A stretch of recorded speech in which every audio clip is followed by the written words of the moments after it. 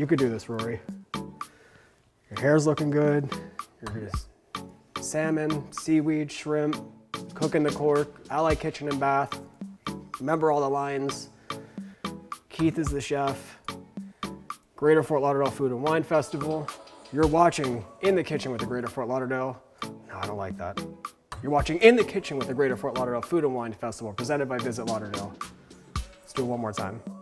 You're watching In the Kitchen with the Greater Fort Lauderdale Food and Wine Festival, presented by Visit Lauderdale.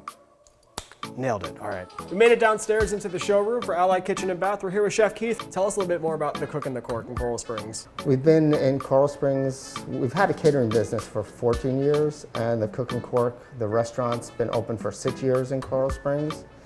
We're a 60-seat restaurant, small but global mashup of food, and we have an award-winning wine list, a Wine Spectator Award, a Dirona Fine Dining Award. Even though it's not technically fine dining, it's pretty casual, but we take the food and wine seriously. For more restaurants like the Cook and the Cork, visit sunny.org.